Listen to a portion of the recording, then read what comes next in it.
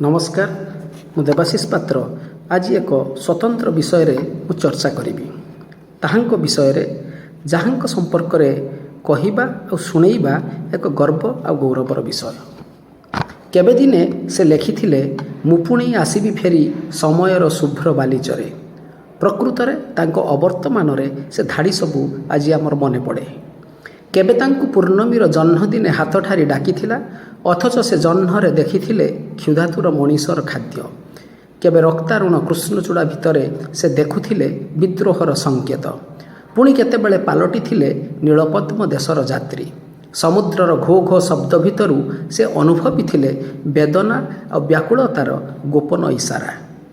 क्रमशः से ध्वंसकामी विश्व भितरू सुड़ाई चलिले सफल अभययात्रीर स्वर। आशावाद तो आत्मा जिज्ञासार प्रगाढ़ तीव्रतार भरी देइथिले से कविता को। सेथिपाई तो से शब्द सबु शुणाउथिले आशार आशाबरी। अथच से कवितार राज्यरू फेरी जाइथिले गल्प राज्य को आउ पालटी थिले आम समयर श्रेष्ठ गल्प कथक मनोज दास। हाँ मु आज से मनोज दासंक संपर्क रे चर्चा करने को जाउछि। अथच ये ध्यानरत दधिची छाड़ी जाइथिले अनेक कविता गप उपन्यासर समाहार। किंतु आमे तांकर साहित्य कृति विषय रे प्रकृत रे किभली मूल्यांकन करि पारिछु। मनोज दास तांकर जन्म 27 फेब्रुआरी 1934 रे बालेश्वर जिलार भोगराई ब्लॉक अंतर्गत संखारी गाँव रे। पिता मधुसूदन दास माता कादम्बिनी देवींकर से होउछंती पंचम संतान एवं से कुजंगर विशिष्ट स्वाधीनता संग्रामी नारायण वीरवर सामंतंकर कन्या को विवाह करथिले। तांको पत्नी ना प्रतिज्ञा देवी। प्रारंभिक शिक्षा तांकर हुए संखारी प्राथमिक विद्यालय रे। परवर्ती समय रे अष्टम श्रेणी रे से जमालपुर स्थित विश्वनाथ एकाडेमी रे से पढ़ती एवं जलेश्वर हाईस्कूल रु मैट्रिक पास करती।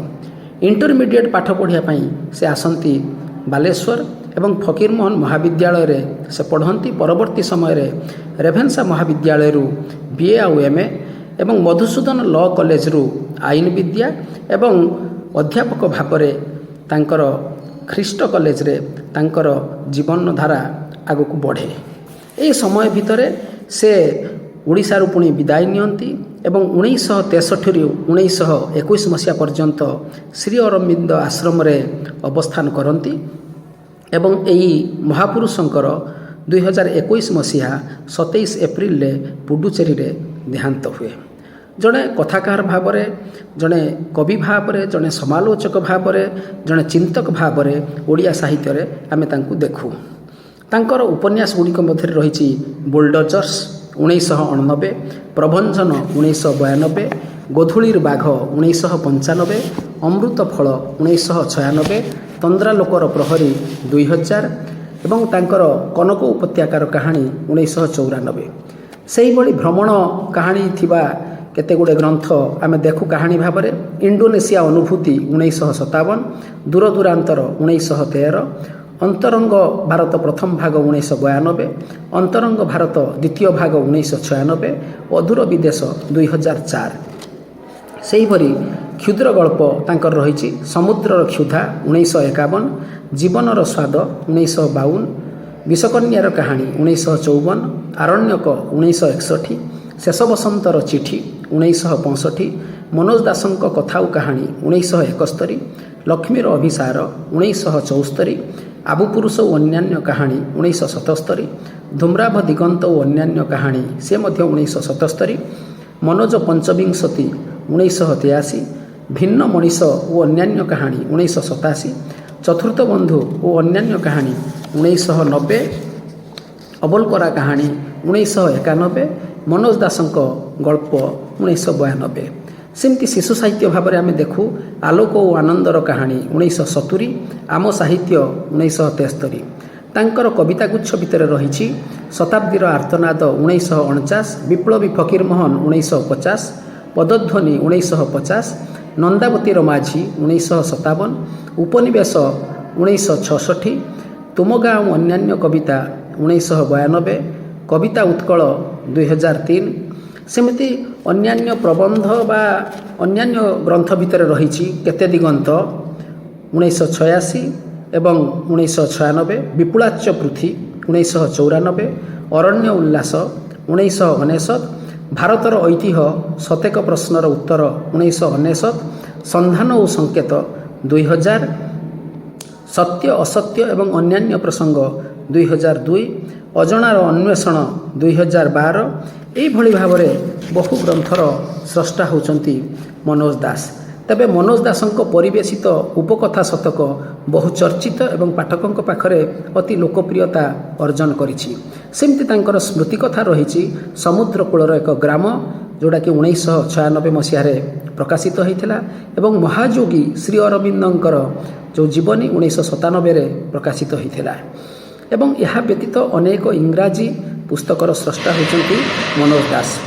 ଓଡ଼ିଆ ପରମ୍ପରାର ଯେଉଁ ଗଳ୍ପ କଥନର ଯେଉଁ ପରମ୍ପରା ରହିଛି, ସେ ପରମ୍ପରାର ନୂତନ ଦିଗ ଉନ୍ମେଷ ତାଙ୍କ ଗଳ୍ପ ଶୈଳୀର ଏକ ପ୍ରମୁଖ ଦିଗ। ବିଶେଷ କରି ତାଙ୍କର ଯେଉଁ ପ୍ରାରମ୍ଭିକ ଛାତ୍ର ଜୀବନରେ ସେ ବାଲେଶ୍ୱରରୁ ଦିଗନ୍ତ ନାମକ ଏକ ପତ୍ରିକା, ଯାହାକି 1949 ମସିହାରେ ବାହାର କରୁଥିଲେ ବୋଲି ଉଲ୍ଲେଖ ଅଛି। କିନ୍ତୁ ତାଙ୍କର ବନ୍ଧୁ ବ୍ରଜନାଥ ରଥ କହନ୍ତି ଯେ 1950 ମସିହାରେ ପ୍ରଗତିଶୀଳ ସାହିତ୍ୟ ପତ୍ର ସେ ଦିଗନ୍ତ ହାଇସ୍କୁଲରେ ପଢ଼ୁଥିଲା ବେଳେ ପ୍ରକାଶ କରିଥିଲେ। କିନ୍ତୁ ମୋଟାମୋଟି ଭାବରେ କହିବାକୁ ଗଲେ 34 ଗୋଟି ସଂଖ୍ୟାରେ ପ୍ରକାଶିତ ହୋଇ ଦିଗନ୍ତ ବନ୍ଦ ହୋଇଯାଇଥିଲା। ଏବଂ ଏହାର ଯେତେବେଳେ ବାଲେଶ୍ୱରରୁ ପ୍ରକାଶ ପାଉଥିଲା ଏବଂ 1949 ମସିହାରେ ତ ପ୍ରକାଶ ପାଉଥିଲା, ପରବର୍ତ୍ତୀ ସମୟରେ ଏହାର 10 ବର୍ଷ ପରେ ପୁଣି 1959 ମସିହାରେ ସେପ୍ଟେମ୍ବର ମାସରେ ଦିଗନ୍ତ ପୁଣି ଥରେ ବାଲୁବଜାରରୁ ତାଙ୍କ ସମ୍ପାଦନାରେ ପ୍ରକାଶ ପାଇଲା।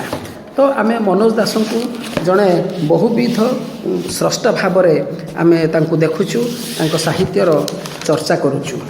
ଯେମିତି ତାଙ୍କର କଥା ସାହିତ୍ୟ ସମ୍ପର୍କରେ ଆମେ ଚର୍ଚ୍ଚା କଲାବେଳେ ଦେଖୁ ଯେ ସେଠି ଅଗ୍ନି ଅଛି, ଉତ୍ତାପ ନାହିଁ, ସଙ୍ଗୀତ ଅଛି, ମୂର୍ଚ୍ଛନା ନାହିଁ, ଆଲୋକ ଅଛି, ଦୀପ୍ତି ନାହିଁ। ଏକଥା ଯେମିତି ଏକାବେଳକେ ଅସମ୍ଭବ, ଠିକ୍ ସେମିତି ଆମେ କହିବା ସେଠି କଥା ଅଛି ଅଥଚ ସିଦ୍ଧି ନାହିଁ। ଏହା ମନୋଜୀୟ କଥା ସାହିତ୍ୟ ପାଇଁ ଅତ୍ୟନ୍ତ ଅବାନ୍ତର। ତେଣୁ ଗାଳ୍ପିକ ମନୋଜ ଦାସ, ଯିଏକି ସ୍ୱାଧୀନୋତ୍ତର ଓଡ଼ିଆ ସାହିତ୍ୟ ତଥା ଆନ୍ତର୍ଜାତୀୟ ସାହିତ୍ୟର ଏକ ପରିଚିତ ନାମ, ପ୍ରାକ୍ ସ୍ୱାଧୀନତା କାଳରେ ଆମେ ତାଙ୍କୁ ଜଣେ ବାମପନ୍ଥୀ କବି ଭାବରେ ଦେଖୁଛୁ ଏବଂ ପରବର୍ତ୍ତୀ ସମୟରେ ଅରବିନ୍ଦ ଚେତନା ଦ୍ୱାରା ପ୍ରଭାବିତ ହେଉଛନ୍ତି ଏବଂ ଜଣେ ସ୍ଥିତପ୍ରଜ୍ଞ କଥାଶିଳ୍ପୀ ଭାବରେ ସେ ପାଠକଙ୍କ ପାଖରେ ପରସିଛନ୍ତି ନୂଆ ନୂଆ ଆଲେଖ୍ୟ।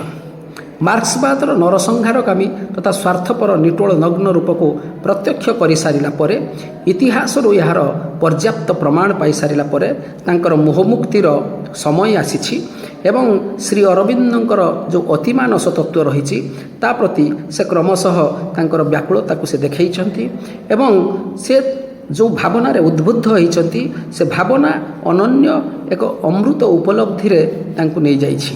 ତେଣୁ ଯେଉଁଥିପାଇଁ ମନୋଜଙ୍କ ଅଧିକାଂଶ ଗଳ୍ପ ବା ଉପନ୍ୟାସ ତାଙ୍କ ଶ୍ରଦ୍ଧାଶୀଳ ପାଠକଙ୍କର ଦୃଷ୍ଟି ଆକର୍ଷଣ କରେ। ବିଶେଷ କରି ଗୁଣାତ୍ମକ ମାନ, ଉପସ୍ଥାପନଗତ କଳାତ୍ମକତା, ପ୍ରଭାବଶାଳୀ ଆବେଦନ ତଥା ଏକ ନିର୍ଦ୍ଦିଷ୍ଟ କାଳାନୁକ୍ରମିକ ବିକାଶ ଏବଂ ତାର ଉତ୍ତରଣ ମନୋଜୀୟ କଥା ସାହିତ୍ୟରେ ଉପଲବ୍ଧି କରିହୁଏ।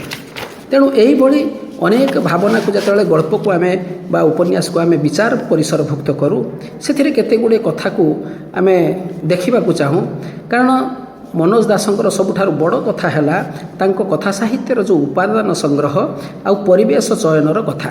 ସେଥିରେ ବିବିଧତା ରହିଛି, କଳ୍ପନା ପ୍ରବଣତା ରହିଛି, କିନ୍ତୁ ସେଥିରେ ଯେଉଁ ଗଣମାନସର ଯେଉଁ ଚେତନାକୁ ସେ ଉନ୍ମୁଖ କରିଛନ୍ତି ଏବଂ ଅଧିକାଂଶ ଚରିତ୍ର ଗୁଡ଼ିକର ମନସ୍ତାତ୍ତ୍ୱିକ ଚିନ୍ତାଧାରା, ସାମନ୍ତବାଦୀ ଦୃଷ୍ଟିଭଙ୍ଗୀ, ରାଜନୈତିକ ଅଭିବ୍ୟକ୍ତି, ଅଲୌକିକ ଆକର୍ଷଣ ବେଶ ସ୍ପଷ୍ଟ ଓ ପ୍ରାଞ୍ଜଳ ଭାବରେ ପାଠକଙ୍କ ପାଖରେ ସେ ପହଞ୍ଚାଇଛନ୍ତି। ନିଜେ ମନୋଜ ଦାସ ତାଙ୍କର ଏହି ସୃଷ୍ଟି ସମ୍ପର୍କରେ କହନ୍ତି ଯେ ସାହିତ୍ୟ ସମଗ୍ର ଜୀବନ ଭିତରୁ ସ୍ଫୁରିତ ହୋଇଥାଏ। ସେ ମହାଜୀବନର ଅନେକ ଅଂଶ ହୁଏତ ଅଦ୍ୟାବଧି ପ୍ରକଟିତ ନୁହେଁ, ରହସ୍ୟାବୃତ। ସର୍ଜନଶୀଳ ସାହିତ୍ୟିକ କେବଳ ପ୍ରକଟିତ ବାସ୍ତବତା ଭିତରୁ ନୁହେଁ, ଅପ୍ରକଟିତ ସତ୍ୟ ଭିତରୁ ବି ପ୍ରେରଣା ପାଇଥାଏ। ସେଥିପାଇଁ ତ ମନୋଜୀୟ ଗଳ୍ପରେ ରହିଛି ଗ୍ରାମ୍ୟ ଲୋକବିଶ୍ୱାସ, ଅବକ୍ଷୟ ସାମନ୍ତବାଦ, କୁସଂସ୍କାର, ରାଜନୈତିକ ପ୍ରେକ୍ଷାପଟ, ଗ୍ରାମ୍ୟ ସଂସ୍କୃତିର ପାହାଡ଼ ମନ୍ଦିର ନଦୀ, ପ୍ରକୃତି କୋଳର ମେଘ ବର୍ଷା ପବନ, ବୃକ୍ଷ ଜହ୍ନରାତି, ମାନବେତର ଚରିତ୍ର ମାଙ୍କଡ଼ ପେଚା ବାଘ, ସମ୍ଭ୍ରାନ୍ତୀୟ ସଭାବୃଦ୍ଧ, ରାଜା ରାଜକୁମାର ଅମାତ୍ୟବର୍ଗ ଭିନ୍ନ ଭିନ୍ନ ରୂପରେ ଭିନ୍ନ ଭିନ୍ନ ଢଙ୍ଗରେ ସେମାନେ ଆତ୍ମପ୍ରକାଶ କରିଛନ୍ତି।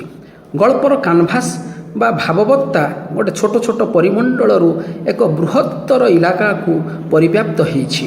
ତେଣୁ ମନୋଜ ଦାସଙ୍କର ସାଧନାର ମୂଲ୍ୟାୟନ ପାଇଁ କେତେ ଗୁଡ଼ିଏ କଥା କୁହାଯାଇପାରେ ଯେ ସେଥିରେ ତାଙ୍କର କଥା ସାହିତ୍ୟରେ ରହିଛି ଭାବଧର୍ମର ବିଶ୍ଳେଷଣ, କାହାଣୀ ପରମ୍ପରାର ଉଦ୍ବର୍ତ୍ତନ, କଳ୍ପନାଶ୍ରୟୀ ଅଲୌକିକତା ଓ ମାନବେତର ଚରିତ୍ରର ପ୍ରତିଷ୍ଠା, ମନସ୍ତାତ୍ତ୍ୱିକ ଦୃଷ୍ଟିଭଙ୍ଗୀ ଏବଂ ବ୍ୟଙ୍ଗ ବିଦ୍ରୂପର ପ୍ରୟୋଗ ଏବଂ କେତେଗୁଡ଼ିଏ ଆଙ୍ଗିକ ଉତ୍ତରଣକୁ ସେ ଅତି ନୂଆ ଢଙ୍ଗରେ ପାଠକଙ୍କ ପାଇଁକି ଉପସ୍ଥାପନ କରୁଛନ୍ତି। ତାଙ୍କର ସବୁଠାରୁ ବଡ଼ କଥା ହେଉଛି ଯେ ବିଷୟବସ୍ତୁର ନୂତନତା, ଅଭିଜାତ ଶୈଳୀ ଏବଂ ବୁଦ୍ଧିଦୀପ୍ତ ବ୍ୟଙ୍ଗ ତାଙ୍କ ସମାଜର ଯେଉଁ ମାନସିକତାର ଯେଉଁ ସୂକ୍ଷ୍ମ ଅନୁଶୀଳନ ମନୋଜଙ୍କ ସାହିତ୍ୟକୁ କରିଛି ରସୋତ୍ତୀର୍ଣ୍ଣ ଆଉ ରୁଚିପୂର୍ଣ୍ଣ। ପ୍ରକୃତରେ ଓଡ଼ିଆ କଥା ସାହିତ୍ୟକୁ ସେ ଦେଇଛନ୍ତି ନୂତନ ରୂପ। ତାଙ୍କର ପ୍ରତିଟି ସୃଷ୍ଟିର କେନ୍ଦ୍ରବିନ୍ଦୁ ହେଉଛି ମଣିଷ। ମଣିଷର ଯେଉଁ ସଭ୍ୟ ପୋଷାକ ତଳୁ ତାର ଯେଉଁ ଅସହାୟ ପ୍ରକୃତି ରହିଛି, ସେ ପ୍ରକୃତି ତାର ସ୍ୱରୂପଟି ସେ ସ୍ୱରୂପ ଯେଉଁ ରହିଛି ତାକୁ ଉଖାରି ଦେଖାଇବାକୁ ସେ ଚେଷ୍ଟା କରିଛନ୍ତି। ଏବଂ ଅତ୍ୟାଧୁନିକ ସମୟର ଯେଉଁ ମନୋବୈଜ୍ଞାନିକ ଯେଉଁ ସିଦ୍ଧାନ୍ତର ଯେଉଁ ଅପୂର୍ବ କଳାକୃତି ରହିଛି ତା ମାଧ୍ୟମରେ ସେ ଓଡ଼ିଆ କଥା ସାହିତ୍ୟର ନୂତନ ଚିନ୍ତାଧାରା ଓ ନବୀନ ରୁଚିର ଯେଉଁ ଆସ୍ୱାଦ ରହିଛି ତାକୁ ପରିବେଷଣ କରିଛନ୍ତି। ତେଣୁ ମୋଟାମୋଟି ଭାବରେ ଜଣେ ସଫଳ ଗଳ୍ପସ୍ରଷ୍ଟା ଭାବରେ ଆମେ ତାଙ୍କୁ ଦେଖୁଛୁ। ତାଙ୍କର ସାହିତ୍ୟ ପାଇଁ ସେ ଅନେକ ପୁରସ୍କାର ମଧ୍ୟ ପାଇଛନ୍ତି। ସେ ତାଙ୍କର ଆରଣ୍ୟକ ପାଇଁ 1965 ମସିହାରେ ଓଡ଼ିଶା ସାହିତ୍ୟ ଏକାଡେମୀ ପୁରସ୍କାର ଏବଂ 1971ରେ ଶ୍ରୀ ଅରବିନ୍ଦ ପୁରସ୍କାର ଏବଂ ମନୋଜ ଦାସଙ୍କର କଥା ଓ କାହାଣୀ ପାଇଁ 1972ରେ କେନ୍ଦ୍ର ପ୍ରଦତ୍ତ ସାହିତ୍ୟ ଏକାଡେମୀ ପୁରସ୍କାର, ଧୂମ୍ରାବ ଦିଗନ୍ତ ଓ ଅନ୍ୟାନ୍ୟ କାହାଣୀ ପାଇଁ 1980ରେ ସାରଳା ସମ୍ମାନ, 1986ରେ ବିଶ୍ୱ ପୁରସ୍କାର ଏବଂ କେତେ ଦିଗନ୍ତ ପ୍ରବନ୍ଧ ପାଇଁ 1989ରେ ଓଡ଼ିଶା ସାହିତ୍ୟ ଏକାଡେମୀ ପୁରସ୍କାର, 1994ରେ ସାହିତ୍ୟ ଭାରତୀ ସମ୍ମାନ ଏବଂ 1995ରେ ଭାରତୀୟ ଭାଷା ପରିସର ସମ୍ମାନ, ଏଇଭଳି ଅନେକ ଗୁଡ଼ିଏ ସମ୍ମାନ ପାଇଛନ୍ତି। ପରବର୍ତ୍ତୀ ସମୟରେ ସାହିତ୍ୟ ଭାରତୀ ସମ୍ମାନ, ସାରଳା ସମ୍ମାନ, ସାହିତ୍ୟ ଏକାଡେମୀ ଫେଲୋସିପ୍, ଅତିବଡ଼ି ଜଗନ୍ନାଥ ଦାସ ସମ୍ମାନ, ବେଦବ୍ୟାସ ସମ୍ମାନ, କାଦମ୍ବିନୀ ସାରସ୍ୱତ ସମ୍ମାନ, କବି ବ୍ରଜନାଥ ରଥ ସମ୍ମାନ, ଏଇଭଳି ଅନେକ ସାରସ୍ୱତ ସମ୍ବର୍ଦ୍ଧନାରେ ସେ ସମ୍ବର୍ଦ୍ଧିତ ହୋଇଛନ୍ତି। ଆମେ ଗୋଟିଏ କଥା ଉପଲବ୍ଧି କରୁ ଯେ ତାଙ୍କ ଭିତରେ ଯେଉଁ ଚେତନା ରହିଛି କେବଳ ଜଣେ କଥାକାର ଭାବରେ ନୁହେଁ, ଜଣେ କବି ଭାବରେ ମଧ୍ୟ ସେ ଅତି ସୁନ୍ଦର ଭାବରେ ସେ ତାକୁ ଉପସ୍ଥାପନ କରିଥାନ୍ତି। ଆମେ ତାଙ୍କ କବିତାରେ ଯେଉଁ ଅନୁସନ୍ଧିତ୍ସା ଓ ଆତ୍ମଜିଜ୍ଞାସାର ସ୍ୱର ତାକୁ ମଧ୍ୟ ଆମେ ଦେଖିଛୁ ଏବଂ ଗୋଟିଏ ସମୟରେ ସେଗୁଡ଼ିକ ଅତ୍ୟନ୍ତ ଗୁରୁତ୍ୱପୂର୍ଣ୍ଣ ମନେ ହୁଏ। କାରଣ ତାଙ୍କର କବିତା ଗୁଡ଼ିକ ସଂକେତ, ଡଗର, ଦିଗନ୍ତ, ପ୍ରବାତି, ଆସନ୍ତାକାଲି ଏଥିରେ ସବୁ ପ୍ରକାଶିତ ହେଉଥିଲା ଏବଂ ତୁମ ଗାଁ କବିତାର ଯେଉଁ ଭାବସତ୍ତା ଅନେକ ସମୟରେ ପାଠକଙ୍କୁ ବେଶ ବିମୋହିତ କରିଦିଏ, ଯେଉଁଥିରେ ତାଙ୍କର ଗାଁର ଚିତ୍ର ରହିଛି। ସେଠାରେ ସାଗର ସିକ୍ତ ଚାହୁଁ ଚାହୁଁ କାଉଁରୀ ପବନେ, ଯୋଜନ ଯୋଜନ ପଥ ଦୂରାଗତ ଜହ୍ନର ଝରଣା, ମାଇଲ ମାଇଲ ଧରି ବିଲ ଭୂଇଁ, ଅନ୍ୟ ଦିଗେ ଶୂନ୍ୟ ବାଲୁଚର, ରାତିର କପୋତ ପରି ତୁମ ଗାଁ ତା ଭିତରେ ଏକାନ୍ତ ସ୍ତିମିତ, ପ୍ରଥମ ଦେଖାରେ ମୋର ମନେ ହେଲା ସତେ ତାହା କେତେ ପରିଚିତ। ପ୍ରକୃତରେ ମନୋଜ ଦାସଙ୍କର ବ୍ୟକ୍ତିତ୍ୱର କଳନାର ପଟାନ୍ତର ନାହିଁ ଏବଂ ତାହା ମଧ୍ୟ କରିବା ମଧ୍ୟ ବାହୁଲ୍ୟ ହେବ ମାତ୍ର। ତେଣୁ ସତେ ଯେମିତି ସେ ଅମୃତତ୍ୱର ସନ୍ଧାନରେ ବାହାରିଥିବା ଅମୃତ ଫଳର ସ୍ରଷ୍ଟା ମନୋଜ ଦାସ ଫକୀରମୋହନଙ୍କର ଉତ୍ତରଦାୟିତ ଭାବରେ ଓଡ଼ିଆ ଜାତିର ପିଢ଼ି ପରେ ପିଢ଼ି ଏକ ସ୍ୱାଭିମାନ ଆଉ କଥା ଚେତନାର ବାର୍ତ୍ତାବହ ଭାବରେ ସେ ଚିରକାଳ ରହିଥିବେ। ସେହି ମହାପୁରୁଷଙ୍କୁ ଏ ଜାତିର ଅୟୁତ ପ୍ରଣାମ। ତେଣୁ ଆଜିର ଆମର ଏଇ ଚର୍ଚ୍ଚା କେମିତି ଲାଗିଲା ସେଥିରେ ମତ ରଖିବେ, ଅଧିକରୁ ଅଧିକ ସବସ୍କ୍ରାଇବ୍ କରିବେ ଏବଂ ଲାଇକ୍ କରିବେ। ନମସ୍କାର।